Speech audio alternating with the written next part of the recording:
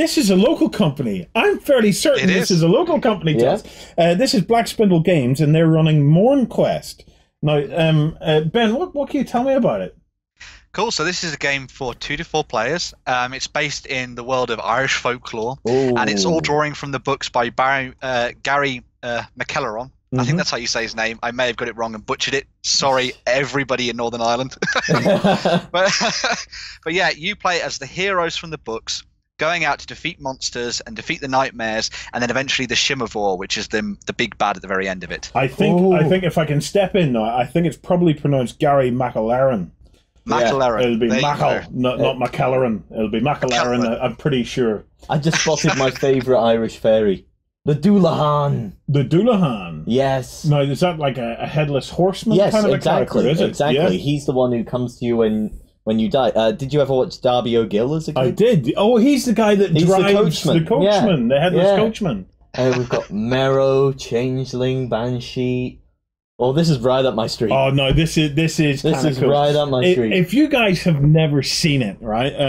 There's a movie by Disney starring a young Sean Connery, and what I considered in my youth the most beautiful woman that ever lived, and I, for the life of me, cannot remember her name, but she was the actress that starred across from Sean Connery in that movie. My pretty Irish girl. What are you up to? It's Darby O'Gill and the Little People, and it is absolutely fantastic. It is just so much fun. Yeah, you might be interested to know, I went to the National Leprechaun Museum in Dublin once, and they were talking. It's glorious. Can I just say? Yeah. I don't know if you did, but I ended up having an argument with them. Really? Yeah. But I'll talk about. Oh, it in a you've second. been there too. I've been there too. Yeah. And I ended up having an argument with them because they turned around and they said, "Oh, you know, leprechauns, unlike what Disney said, they're actually like this, and this." And I turned around, "No. Take that back! Take that back right now! The leprechauns in the Darby O'Gill are absolutely perfect as they are." So I had a bit of a debate with them on the thing. I know we were debating mythical creatures, but they are real. I got let in on a discounted ticket because I used to work at the Giant's Causeway for a bit, and I started geeking out over Irish mythology with the girl at the ticket desk while I was waiting, and they went, "Okay, I'll let you in as a student." I went, "Okay." Happy days. Yeah. Did you enjoy it? I loved it. I absolutely loved it. Yeah, it's an interesting place, the Leprechaun Museum. But you know, it's Irish mythology is such a core part of our culture, right? And it's maybe a little less so now. Certainly when I was a kid, I know that my grandfather and stuff would have talked at length, you know, about leprechauns, and the big one was fairy tree. Yes, I mean, I know people who are very rational over here would not believe in fairies at all.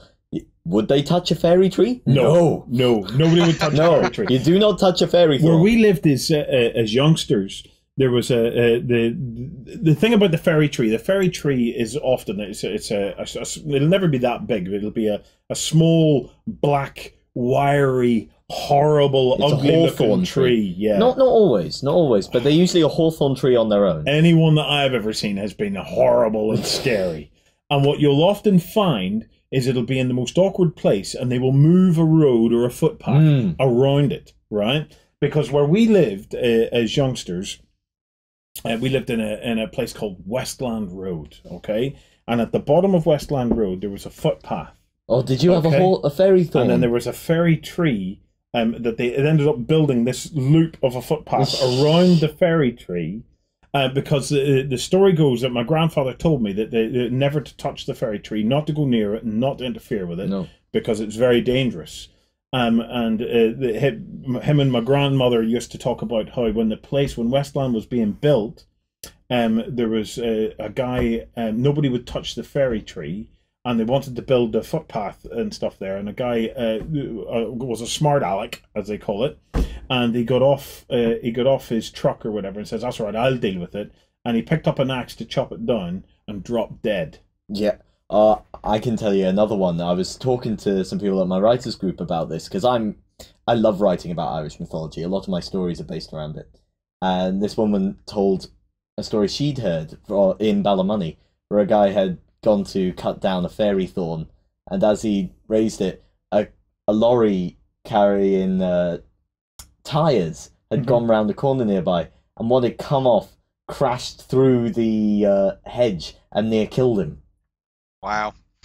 This stuff is real, folks. Don't touch the fairy thorns. Don't touch a fairy tree. So let's go back to MourneQuest. What else do we know about it, Ben? So it's got a very simple and easy to learn game mechanics based into it. You each play as different heroes who all have their own abilities. You go around the board and you go to different parts of the Nexus to try and find weapons and relics and all those kind of things and add them to your characters. And then you go and face off against the likes of the Bog Beans, the Nightmares, and the Shimmervor himself. The combat is all dice based, but it's one of the key things about this is that it's all based on the phases of the moon. So some of the different characters have different stats based on when you engage them in terms of the phases of the moon. So you have to tactically plan out when you're going to go and attack them, when you're going to stay away from them, you know, how you're going to work it together as a team and stuff against the monsters. It's very cool. One of the big things about this, and we saw some of these models in person at Essen last year, they have some amazing character models for this, and they look brilliant when they're painted up as well. So maybe we'll drop that interview that we did with them at Essen as well, so you can learn a little bit more about the game there. So, absolutely. Well, if you fancy getting in on that, MourneQuest has about 12 days left. So well worth a visit.